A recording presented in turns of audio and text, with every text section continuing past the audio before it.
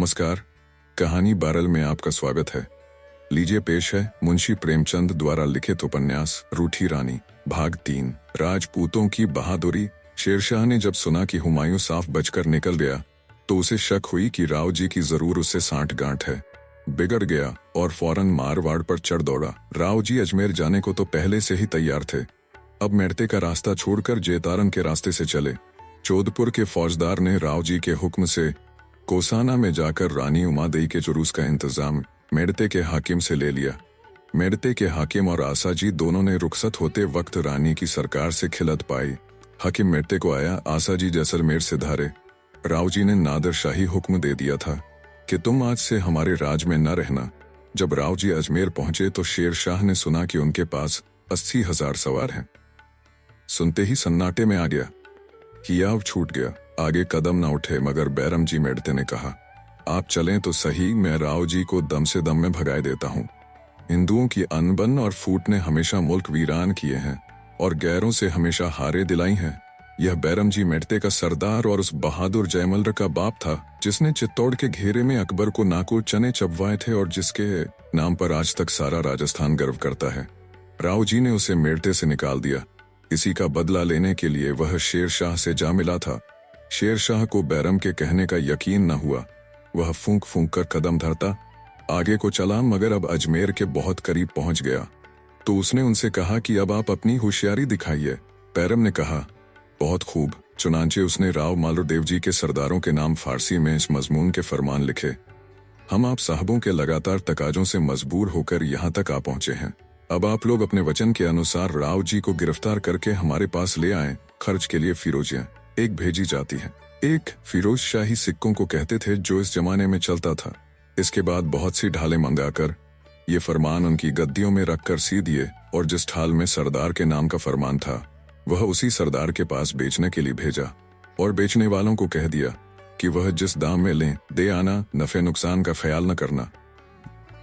पर कई फिरोजियां शेरशाही खजाने से लेकर कुछ तो अपने पास रख लीं और बाकी अपने आदमियों के हाथ राव जी से उर्दू बाजार में सजवाकर सस्ते दामों में बिकवा डाली। इस तरह राव जी के सरदारों ने लड़ाई की जरूरत से ढालें सस्ती महंगी खरीद ली। यह कार्रवाई करके रात को बैरम जी राव मालदेव की खिदमत में हाजिर हुआ और अर्ज की कि आपने मेड़त मुझसे छीन लिया और बीकानेर के राव जैस्ती को मार डाला, लिहाजा अगर हम शेरशाह से मित्र जाएं तो ये हमारे लिए बिल्कुल ठीक बात होगी। पर आपके सरदार उससे क्यों मिलने जाएं? गालिबन उन्होंने खूब रिश्वत ली है। राव जी अजी, मुझे तो इसकी खबर नहीं। इसका कोई सबूत भी है? बैरम जी, सबूत क्यों नहीं, अपने सरदारों की ढालें तो देखिए। उनकी गद्दियों में बादशाह के फरमान हैं। इसके अलावा लाखों फिरोजियां बादशाह से ली गई हैं। क्या बाजार में न बिकी होंगी? बैरम जी यह फुलझड़ी छोड़कर चलता बना पर राव जी फेर में पड़ गए। आदमी भेजकर फिरोजियों का पता चलाया तो वह सब रईसों के पास निकली। उनसे पूछा तो जवाब मिल रहा कि अपने ही आदमी बेच गए हैं। दूसरे दिन जब वह सरदार मुजरे को आए तो राव जी ने उनके पास नई नई ढठालें देखकर कहा, यह कहाँ से आई? जवाब मिल रहा कि व्यापारियों से खरीदी गई हैं। राव जी ने देखने के बहाने से सब ढाले रख लीं। दरबार बर्खास्त हो जाने के बाद उन्हें चिरवाकर देखा तो वही फरमान मिले जिनका जिक्र बैरम जी ने किया था। मुंशी बुलवाकर पढ़वाया तो मजमून भी वही निकला। अब पक्का यकीन हो गया कि सरदार लोग उन्हें जरूर दगा देंगे। इसमें शक नहीं कि बैरम की चाल काम कर गई, मगर उसका कारण यह नहीं था चाल खुद अच्छी थी, बल्कि इसलिए कि राव जी को अपने सरदारों पर पहले से कुछ संदेह था। अगर ऐसा न होता तो वह कुल सरदारों के ढालों में ही यह फरमान छिपाते। क्या उन्हें और कोई जगह न मिलती थी? और फिर सबके नई नई ढालें खरीदते। यह बारीकियां राव जी की अक्ल में न आई। कुमार राम से तो पहले ही नाराज हो रहे थे, अब सरदारों पर से भी एतबार जाता रहा। उसी दम हुक्म दिया कि फौज यहां से कूच करे। इस हुक्म ने तमाम फौज में खलबली मचा दी। पुरजोश राजपूत अपने अपने अरमान निकालने की तैयारियां कर रहे थे। कोई तलवार साफ कर रहा था, कोई तीर कमान का अभ्यास कर रहा था, कोई वर्दी संभाल रहा था। सारी फौज में दूसरे दिन लड़ने की खुशी फैली हुई थी कि यकाएक राव जी का यह हुक्म निकला। सरदारों को फौरन खटका हुआ कि राव जी हमसे नाराज हो गए, वरना जीती जिताई लड़ाई छोड़कर यूं कूच का हुक्म हरगिज न देते। सबके सब जमा होकर राव जी की खिदमत में हाजिर हुए और अर्ज की कि आप हमारी तरफ से दिल में किसी किस्म की बदगुमानी न रखिए। हम मरते दम तक आपका साथ न छोड़ेंगे। हम लड़कर अपनी जान देंगे मगर मैदान में मुंह न मोड़ेंगे। हम शेरशाह सूरी से हरगिज नहीं मिले। जरूर आपको किसी ने धोखे में डाल दिया है। पर राव जी को यकीन न आया और फौज कूच करने की तैयारी करने लगी। शेरशाह ने दुश्मन को यूं मैदान में भागते देखकर बैरम जी और दूसरे साजिशी सरदारों के हिम्मत दिलाने से राव जी का पीछा किया। जब राव जी बाबरा जिला जैतारन के पास सुंबल नदी में उतरे तो उनके सूरमा सरदार जेता और कोंपा ने अर्ज की, यहाँ तक जो जमीन हम पीछे छोड़ आए हैं वह आपकी जीती हुई थी और हमारे कब्जे में थोड़े ही दिनों से थी, मगर अब यहाँ से आगे हमारे पुरखों की जायदाद है। हम ऐसे कपूत नहीं हैं कि अपने बाप दादा के मुल्क को यूं सहज में छोड़कर चले जाएं। आप जाते हैं खुशी से जाइए, हम तो शेरशाह से यहीं जमकर लड़ेंगे। वह भी तो देखे कि राजपूत जमीन के लिए कैसी बेदर्दी से लड़कर जान देते हैं। राव जी ने कहा, यहाँ लड़ना फिजूल है, अब चले हैं तो जोधपुर ही पहुंचकर लड़ेंगे। मगर जेता और कोंपा ने न माना। वे अपने 10,000 जान पर खेलने वाले बहादुर राठौरों को लेकर पलटे और बादशाही फौज पर पिल पड़े और ऐसा जी तोड़कर लड़े कि बादशाह समझा अब हारा। मगर 10,000 राजपूत 50,000 आदमियों के मुकाबले में क्या कर सकते थे। हाँ, उन्होंने उस राजपूती दिलेरी का नमूना दिखा दिया जो फतेहपुर सीकरी, हल्दी घाटी, चित्तौड़गढ़ के मैदानों में बार बार जाहिर हो चुकी है। और अगरचे सब के सब खेत रहे मगर अपनी बहादुरी का सिक्का बादशाह के दिल पर जमा गए। शेरशाह ने खुदा को दोहरा शुक्रिया अदा किया और सरदारों से कहा, बड़ी खैरियत हुई वरना मुट्ठी भर बाजरे के लिए हिंदुस्तान की सल्तनत हाथ से गई थी। दूसरे दिन हार की खबर पाकर राव जी ने सेवाने की तरफ बांग मोड़ी जोधपुर को लिखा कि किले की खूब तैयारी करो और रानियों को हमारे पास भेज दो। रूठी रानी को भी यही पैगाम दे दो। किलेदार ने हुक्म पाते ही सब रानियों को सेवाने भेज दिया। जोधपुर से पश्चिम में 30 कोस की दूरी पर यह जगह है और खुद किला दुरुस्त करके लड़ने मरने के लिए तैयार हो बैठा। जो राठौर सरदार राव जी की बदगुमानी से दुखी होकर अलग हो गए थे और कुछ वे जो जेता और कोंपा के साथियों में से बच रहे थे, वे सब मित्र कर रूठी रानी की खिदमत में हाजिर हो गए। इस तरह रानी के पास जान पर खेलने वालों की एक खासी जमात तैयार हो गई। रानी ने बावजूद किलेदार के लगातार तकाजों के कोसाने से कूच न किया। शेरशाह खुद तो न आया मगर उसने अपने सरदार खवास खां को 5,000 सिपाहियों के साथ जोधपुर फतेह करने के लिए भेजा। उसने आकर किला घेर लिया। किलेदार उससे कई दिन तक लड़ा मगर अब किले का सब पानी खर्च हो चुका तो उसने दरवाजा खोल दिया और एक घमासान लड़ाई लड़कर मर गया। किले पर खवास खां का कब्जा हो गया। इस तरह राव जी की बदगुमानी और बुजदिली ने दुश्मनों के हाथ में जबरदस्ती फतेह का झंडा दे दिया। जेता और कोंपा के मारे जाने के बाद भी राव जी के पास 70,000 सिपाही थे। अगर बजाय सेवाने के जोधपुर आते और सारी ताकत से मुकाबला करते तो यकीन था कि बादशाह की हार होती, किंतु यह नौबत आ गई कि 5,000 आदमियों ने जोधपुर घेरा डालकर जीत लिया। राजपूतों ने जहां असीम वीरता दिखाई है वहां बहुत बार रणनीति के अपने अज्ञान का सबूत भी दिया है। खवास खां ने किले पर अपना कब्जा जमाकर फौज का एक हिस्सा बीकानेर को रवाना कर दिया। वह राव जैस्ती के लड़के कल्याणमल को गद्दी पर बिठा दे। इसी तरह बैरम जी के साथ भी थोड़ी सी फौज मेड़ता फतेह करने के लिए भेजी। इतने में खवास खां को खबर मिली कि राठौर कोसाने में जमा हो रहे हैं। वह फौरन वहां पहुंचा और रूठी रानी को कहलाया कि या तो हमसे लड़ो या जगह खाली कर दो। रानी ने जवाब दिया कि मैं लड़ने को तैयार हूँ, तेरा जब भी जी चाहे आजा। मैं औरत हूँ तो क्या मगर राजपूत की बेटी हूँ। खवास खां ने अपने सरदारों से सलाह ली कि अब क्या करना चाहिए। उन्होंने कहा, अभी थोड़े से राजपूतों ने बादशाह से लड़कर आफत मचा दी थी, उसके साथ राजा भी न था। अगर वह होता तो नहीं मालूम क्या गजब हो जाता। अब फिर उन्हीं से खामखा झगड़ा मोल लेने की क्या जरूरत है। यह ठीक है कि राजा यहाँ नहीं है मगर रानी तो है। उसके सरदार अपनी रानी की इज्जत बचाने के लिए जी तोड़ कर लड़ेंगे और रानी खुद भी दबने वाली नहीं नजर आती। खवास खां ने कहा, यह तो ठीक है मगर यहाँ से बिना लड़े जाऊंगा तो लोग कहेंगे कि मर्द होकर औरत के सामने से भाग गया। सरदारों ने जवाब दिया कि औरत से न लड़ने में इतनी जिल्लत नहीं जितनी उससे हार जाने में। आखिरकार यह फैसला हुआ कि इस मामले में बादशाह की राय की गुजारिश की जाए। बादशाह उस वक्त अजमेर में था और राणा उदय सिंह पर चढ़ाई करने की फिक्र में था। खवास खां की अर्जी पहुंचते ही उसने जवाब दिया कि अब इन भिड़ों के छत्ते को न छेड़ो। जो मुल्क कब्जे में आ गया है उसी को गनीमत समझो। हाँ, अगर वह खुद लड़ने आए तो मैदान से न हटो। हाँ, उसके पास कहला भेजा कि जहां मेरा लश्कर पड़ा है, हुक्म हो तो वहां एक गांव बसाकर चला जाऊं ताकि आपके मुल्क पर मेरा भी कुछ निशान रह जाए। रानी ने फरमाया, नाम नेकी से रहता है, गांव बसाने से नहीं। इस वक्त तू जोधपुर का हाकिम है।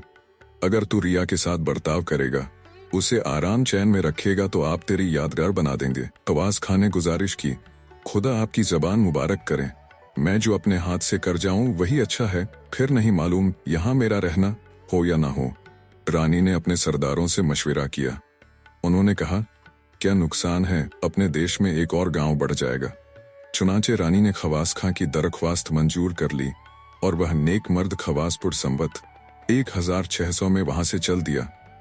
राव जी का देहांत संवत 1602 में शेरशाह इस दुनिया से सिधारा। उसने सल्तनत का बंदोबस्त बड़ी धूमधाम से किया था और उसकी न्यायप्रियता हिंदुस्तान के इतिहास में हमेशा याद ही की जाएगी। राजा टोडरमल इसी बादशाह के दरबार में पहले नौकर था और लगान के वह कानून जो अकबर के नाम से जुड़े हुए हैं, इसी बादशाह की तदबीर के नतीजे हैं। शेरशाह की मौत की खबर फैलते ही राव जी के राजपूत इधर उधर से खवास खां पर हमला करने लगे।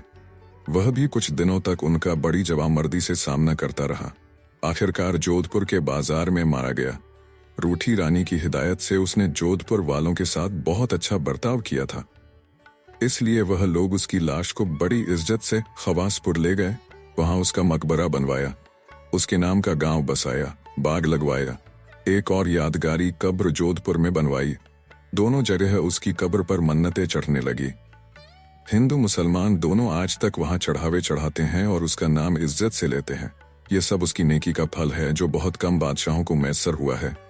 राव जी भी सेवाने से रास्ते के अफगानी थानों को उठाते हुए लड़ते भिड़ते जोधपुर पहुंच गए और फिर से जोधपुर में राठौरों का राज हुआ।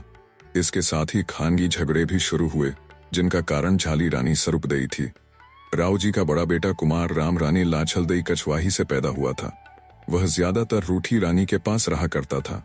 उससे छोटा रायमल झाली रानी हीरादेई से था और उदयसेन और चंद्रसेन रानी सरुपदेई से थे। हीरादेई और सरुपदेई दोनों चचेरी बहनें थीं। वे अपने अपने बेटों के फायदे के ख्याल से राव जी को कुमार राम की तरफ से झूठी सच्ची बातें बना बनाकर विमुख किया करती थीं। राम भी राव जी को अपनी तरफ से खिंचा देखकर खिंचा रहता था और राजदरबारी राव जी के सनकी स्वभाव और कमजोरी को देखकर राम को भड़काते रहते थे। मारवाड़ में अमीर घराने में मर्दों के लिए दाढ़ी तरशवाने और औरतों के लिए हाथी दांत का चूड़ा पहनने के दो बड़ी खुशी के मौके होते हैं। इन अवसरों पर खूब महफिलें जमती हैं, खूब दावतें खिलाई जाती हैं। संवत 1604 में राम 16 बरस का हो गया। उसके थोड़ी थोड़ी दाढ़ी मूंछ भी निकल आई। दाढ़ी जब तक ठुड्डी का हो गया, उसके थोड़ी थोड़ी दाढ़ी मूंछ भी निकल आई। दाढ़ी जब तक ठुड्डी के ऊपर बीच में से नहीं तराशी जाती, उस वक्त तक हिंदू मुसलमानों में कोई फर्क नहीं रहता कि जैसे हिंदू और मुसलमान में दाढ़ी की पहचान है।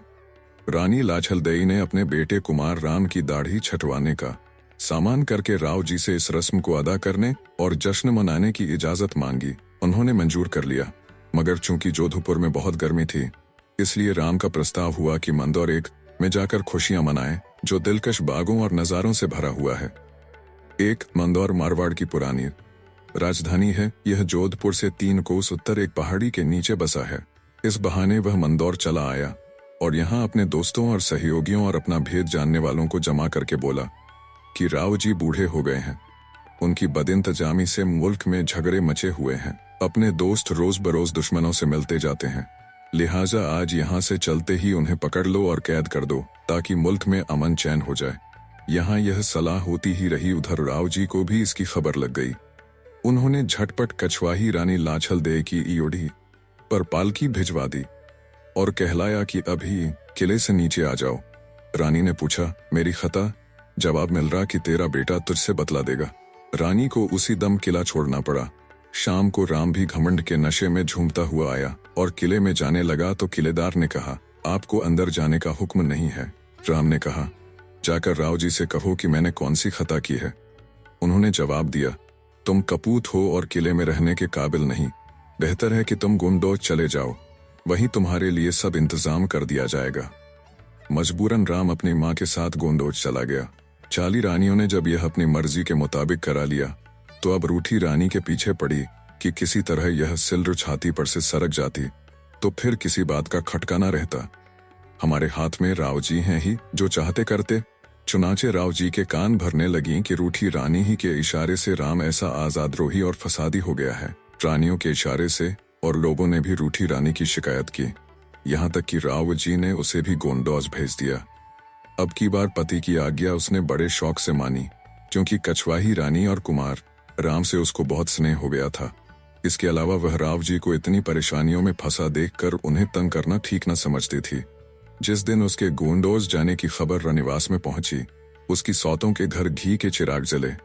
कुमार राम की शादी राणा उदय सिंह की लड़की से हुई थी। गोंडौज में अपना निबाह न देखकर वह उदयपुर चला गया। राणा ने उसका बड़ा स्वागत सत्कार किया और मौजा कलेवा उसके रहने के लिए दे दिया, जो मारवाड़ से बहुत नजदीक है। थोड़े दिन में राम अपनी माँ और उमादे दोनों को उसी जगह ले गया। इस तरह झाली रानियों की आंख का कांटा निकल गया। राव जी भी बाहरी और भीतरी झंझटों से फुर्सत पाकर देश जीतने में लग गए और बहुत से खोए हुए इलाके फिर से जीत लिए, बल्कि कई नए इलाके भी फतेह किए। मगर इन सफलताओं का सिलसिला बहुत जल्द टूट गया। अकबर के तख्त पर आने और जोर पकड़ने से राव जी को अपनी ही पगड़ी संभालनी मुश्किल हो गई। धीरे धीरे कितने ही इलाके हाथ से निकल गए। जवान बादशाह की जोशीली चढ़ाइयों का बूढ़ा राव क्या सामना करता। उसकी जिंदगी के दिन भी पूरे हो गए थे।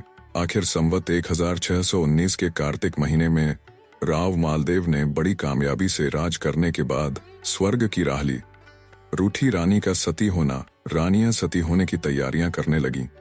झाला रानी को उसके बेटे चंद्रसेन ने सती होने से रोक लिया और कहा कि 2-4 दिन में सब सरदार आ जाएंगे, उनसे मेरी मदद का वादा करा के तब सती होना। झाला रानी ने चंद्रसेन को बावजूद उदय सिंह से छोटा होने के राव जी से कह सुनकर उत्तराधिकारी बनवा दिया था। रानी हीरादेई ने भी समझाया कि चंद्रसेन को इस तरह छोड़कर सती होने में बहुत नुकसान होगा। आखिर रानी स्वरूपदेई ठहर गईं। उस वक्त सती न हुई। दूसरी रानियां खवासें रखेलरियां जो गिनती में 21 थीं, राव जी की लाश के साथ जल मरी। राव जी के मरने की खबर बहुत जल्द सारे शहर में फैल गई। उनके बड़े बड़े सरदार अपने सर मुंडवाकर जोधपुर में आने लगे। रानी स्वरूपदेई ने मृत्यु के 5वें दिन सब सरदारों को इकट्ठा किया और उनसे कहा कि राव जी ने मेरे बेटे चंद्रसेन को अपने हाथ से उत्तराधिकारी बनाया था। अब मैं आपके हाथों में यह फैसला छोड़कर सती होती हूँ। सरदारों ने एक स्वर से कहा कि चंद्रसेन हमारे राव हैं और हम उनके चाकर। इस झमेले में और कई दिन की देर हो गई। रानी रोज सती होने की तैयारी करती, मगर एक न एक ऐसा कारण पैदा हो जाता जिससे रुकना पड़ता। आखिर उसे गुस्सा आ गया। बेटे से झल्लाकर बोली, तूने अपने राज के लिए मुझे राव जी के साथ जाने से रोक लिया और अभी तक तू अपने स्वार्थ की धुन में मेरे पीछे पड़ा हुआ है। मगर जिस राज के लिए तूने मेरा धर्म तोड़ा, उस राज से तू या तेरी औलाद कोई फायदा न उठा सकेगी। यह शाप देकर रानी स्वरूपदेह ने चिता बनवाई और राव जी की पगड़ी के साथ सती हो गई। दूसरी पगड़ी एक मृत्यु के तीसरे ही दिन कलेवा में पहुंची, जहां कछवाही रानी और उमादेई कुमार राम के साथ रहती थीं। उस पगड़ी को देखते ही रूठी रानी ने उसी वक्त टेक छोड़ दी। उसका सारा घमंड दूर हो गया। रोकर कहने लगी, अब किससे रूठूंगी? जिससे रूठती थी वह तो अब ना रहा, तो जीकर क्या करूंगी? उसने मेरा मान रख लिया, उसने मेरा घमंड निभाह दिया। अब मैं किसके लिए जीऊं? मेरी चिता भी बनवाओ, मैं भी राव जी का साथ न छोड़ूंगी। एक, जब कोई राजा मर जाता था तो नाजिर उसकी पगड़ी लेकर रनिवास में जाता था। सती होने वाली उस पगड़ी को ले लेती थी। दूसरी रानियां भी उसी के साथ सती हो जाती थीं। जो रानी कहीं दूर होती थी उसके पास एक पगड़ी रवाना कर दी जाती थी। इधर लाछल देई भी सती होने की तैयारी करने लगी, मगर उसका बेटा राम अपने बाप के उत्तराधिकारी बनने की धुन में माँ के सती होने तक न ठहरा। उदयपुर चल दिया। उसकी यह जल्दबाजी और बेअदबी माँ को बहुत बुरी लगी। अफसोस के साथ हाथ मत्र कर बोली, राम, तेरे लिए हमें जोधपुर छोड़कर यहाँ दिन काटने पड़े और तू हमें इस तरह छोड़कर भागा जाता है। जा, अगर तेरी जुबान में कुछ असर है तो मुझे कभी मारवाड़ में रहना नसीब न होगा। तू या तेरी औलाद भी मारवाड़ का राज न करेगी, हमेशा दूसरे मुल्क की खाक छानती फिरेगी। चिता तैयार होते ही यह खबर दूर तक फैल रही कि रूठी रानी भी राव जी पगड़ी के साथ सती होती हैं। 4-4, 5-5 कोस के लोग इस सती के दर्शन करने के लिए दौड़े। सब हाथ जोड़कर कहते थे, सती माता तू धन्य है, सच्ची सती इस कलयुग में तू ही है। धन्य है तुझको और तेरे माँ बाप को, इस देश मारवाड़ को जिसे तू सती होकर पवित्र कर रही है। लाछल देई तुझे भी धन्य है, तुम दोनों सतीत्व की देवियां हो, तुम्हें हमारा प्रणाम है। चिता तैयार हो गई, बाजे बजने लगे। दोनों रानियां या दोनों देवियां घोड़ों पर सवार होकर बाजारों से निकलीं। ठट के ठट लोग देखने को फटे पड़ते थे। रुपया, जेवर और जवाहरात लुटाए जा रहे थे। चिता पर पहुंचकर दोनों आमने सामने बैठी और पति की पगड़ी बीच में रख ली। आग देने वाला कोई न था। सब लोग खड़े देख रहे थे। मारे अदब के किसी के मुंह से आवाज भी नहीं निकली। रूठी रानी का चेहरा चांद सा चमक रहा था। यकाएक कुमार राम बेइज्जती का ख्याल आते ही सुर्ख हो गया। उसके धकते हुए दिल से नाजुक जबान को झुलसाते हुए यह शब्द निकले, मैं तो अपने पति से रूकर आई सो आई, पर कोई दूसरी स्त्री इस तरह साथ के बेटे का साथ कभी न दे। लाछल देई उसका यह तेज देखकर डरी कि कहीं मेरे बेटे को कोई कड़ा शाप न दे दे। खुद बीच में बोल उठी ताकि रूठी रानी खामोश हो जाए। बाई जी, इस कपूत ने सगी माँ का तो कुछ ख्याल ही न किया, और क्या करता। वह जरा देर ठहर जाता तो हमें राव जी के साथ जाने में इतनी देर न होती। उसको रोकता कौन था, आग दे देता तो चला जाता। पति का प्यारा नाम सुनकर उमादेई को जोश आ गया। पति की सच्ची मोहब्बत, सच्चा प्रेम उस पर छा गया। उस वक्त उसकी निगाह जिस पर पड़ती थी वह मतवाला हो जाता था। किसी ने खूब कहा है, नैन छके बैना छके छके अधर मुस्काए छकी दृष्टि जा पर पड़े रोम रोम छक जाए, यानी आंखें, बातें और मुस्कुराने वाले होंठ सब नशे में मस्त हैं, और मस्त निगाहें जिस पर पड़ती हैं उसका रुआ रुआ मस्त हो जाता है। फिर रूठी रानी ने जरा संभल कर कहा, देखो यहाँ कोई राठौर तो नहीं है। संयोग से जीत मालवत नाम का एक कंगाल राठौर मित्र और डरता डरता आया और हाथ जोड़कर बोला, सती माता मुझ पर दया कीजिए, मैं तो भूख से तंग होकर मारवाड़ छोड़ आया हूँ और मेवाड़ में मेहनत मजदूरी करके पेट पालता हूँ। मैं चिता को आग देने के काबिल नहीं हूँ। उमादेई ने कहा, ठाकुर डरो मत, स्नान करके चिता में आग दे दो। तुम राठौर वंश के हो इसलिए तुम्हें बुलाया है। उसने फिर अर्ज की, सती माता, आग तो मैं दूंगा पर मातमी फर्श बिछाकर 12 दिन कहाँ बैठूंगा। मेरा तो घर भी इतना बड़ा नहीं कि जोधपुर की रानी का दाह करके उसमें मातम कर सकूं। मैं पेड़ों के तले तारों की छांव में रात काटा करता हूँ। उमादेई ने यह सुनकर मुंशी को इशारा किया। उसने उसी दम राणा जी के नाम सतियों की तरफ से खत लिखा कि राम हमको बगैर सती किए चला गया है। अब यह कलेवा गांव उससे छीन कर जीत मालवत राठौर को दे दे। इस तरह सती ने 10,000 का गांव उस राठौर गरीब को दिला दिया। जीत मालवत ने चिट्ठी हाथ में ली और फौरन नहा धोकर चिता में आग दे दी। दम के दम में वहां रात की एक ठेरी के सिवा कोई निशान बाकी न रहा। घड़ी दो घड़ी में हवा ने जर्रों को इधर उधर बिखेर कर और भी किस्सा तमाम कर दिया। ता शहर वह भी छोड़ी तूने उबादे सबा। यादगारे रौनके महफिल थी। परवाने की खाक मगर खाक न रही तो क्या। रूठी रानी का नाम अभी तक चला आता है। लोग अभी तक उसके नाम का अदब करते हैं। इस तरह शादी के 27 बरस बाद उमादेई का मान टूटा और मान के साथ जिंदगी का प्याला भी टूट गया। उमादेई भट्टानी, तुझे धन्य है। जब तक तू जिंदा रही तूने अपनी आन निभाई और मरी तो भी आन के साथ मरी। तू विमान पर चढ़ जा, फरिश्ते हाथों में फूल लिए तेरे इंतजार में खड़े हैं कि तुझे देखें और फूलों की बरखा करें। है पवित्र देवी, जा सतीत्व तुझ पर न्यौछावर होने को तैयार है और तेरा प्यारा पति जिसके नाम पर तूने जान दी आंखें बिछाए तेरी प्रतीक्षा कर रहा है। उमादेई भट्टानी के सती होने की खबर जब जोधपुर पहुंची तो लोग धन्य धन्य लगे। कायम रहे वह भाटी वंश जिसमें ऐसी ऐसी राजकुमारियां पैदा होती है। पति के रूठने पर भी जिनके सतीत्व की चादर पर कभी कोई धब्बा नहीं लगता, जिससे रूठती हैं उसी के कदमों पर अपना सिर निछावर कर देती हैं। ऐसा रूठना कहीं किसी ने देखा है। राव जी के देहांत के 12वें दिन जीत मालवत के लिए जोधपुर पगड़ी आई। उसने सब क्रियाकर्म करके पगड़ी बांधी। फिर उदयपुर जाकर वह चिट्ठी राजा उदय सिंह को दी। उन्होंने चिट्ठी पढ़कर आदरपूर्वक उसे सिर पर रख लिया और कलेवा का पट्टा उसके नाम लिख दिया। उसने लौटकर उस गांव पर अपना कब्जा कर लिया जहां रूठी रानी सती हुई थी। वहां एक पक्की छतरी बनवा दी थी जिसका निशान आज तक मौजूद है। रूठी रानी की सिफारिश से जिस तरह जीत मालवत को कलेवा मित्र गया, उसी तरह उसकी बद्दुआ भी बेअसर न हुई। कुमार राम को जोधपुर की गद्दी पर बैठना नसीब न हुआ। उदय सिंह और अकबर के सम्मिलित प्रयत्न भी उसे वहां का राज दिलाने में नाकाम रहे। इसी नाकामी से वह कुछ दिनों देश निकालने की मुसीबतें झेलकर आखिरकार मर गया और अपने अरमान अपने साथ लेता गया। उसके पोते केशवदास को, जो अकबर और जहांगीर के तज़किरों में केशव मारू के नाम से मशहूर है, मालवा में एक छोटी सी जागीर मिली थी जिसका नाम अमझेरा था, मगर सन 1857 के गदर में वह भी जब्त हो गई।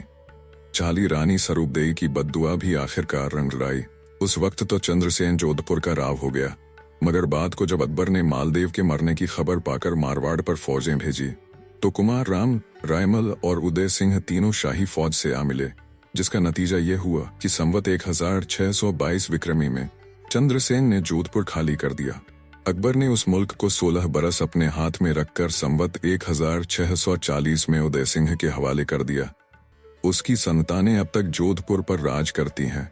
चंद्रसेन के पोते कर्मसेन को जहांगीर ने अजमेर के इलाके में भनाए का परगना दिया था। उसकी औलाद अब तक वहां है। इस तरह रूठी रानी की कहानी पूरी हुई। वह नहीं है मगर उसका नाम आज 350 साल गुजर जाने पर भी ज्यों का त्यों बना हुआ है। मारवाड़ के कवीश्वरों ने उमा देई की तारीफ में जो कुछ लिखा है वह इतना पुरसर और पुरदर्द है कि उसे पढ़कर आज भी रोना आता है और दिल उमड़ आता है। अगर इस वक्त सती होने की रस्म नहीं है मगर उन कविताओं और गीतों को पढ़कर उस समय का करुण दृश्य आंखों के सामने आ जाता है। आसाजी चारण, जिसने एक दोहा पढ़कर उमा देई को हमेशा के लिए पति से अलग कर दिया था, उस वक्त एक मौजे में भारीली और बाघा के साथ रहता था। जब उसने रूठी रानी के सती होने की खबर पाई तो बोला, ऐ उमा देई, तुझे धन्य है। तूने कहा था आखिरी दम तक मेरा मान रह जाए तब तारीफ करना। जैसा तूने कहा था कर दिखाया। तेरे साहस और तेरे स्वाभिमान को बार बार धन्य है। आसाजी ने उसी वक्त 14 बंदों की एक कविता लिखी और इसकी नकलें सारे राजपूताने में भिजवाई, क्योंकि उसने वादा किया था कि अगर मैं तुम्हारे बाद तक जिंदा रहा तो तुम्हारे नाम को अमर बना जाऊंगा। बात के पक्के ने अपने वायदे को पूरा किया। वह पद आज तक मारवाड़ के बच्चे बच्चे की जुबान पर हैं और जब तक इन पदों को पढ़ने वाली बाकी रहेंगे रूठी रानी का नाम रोशन रहेगा। आप सुन रहे थे कहानी बैरल से मुंशी प्रेमचंद द्वारा लिखित उपन्यास रूठी रानी भाग 3। वीडियो पसंद आया तो इसे लाइक करिए और चैनल को भी सब्सक्राइब कीजिए। धन्यवाद।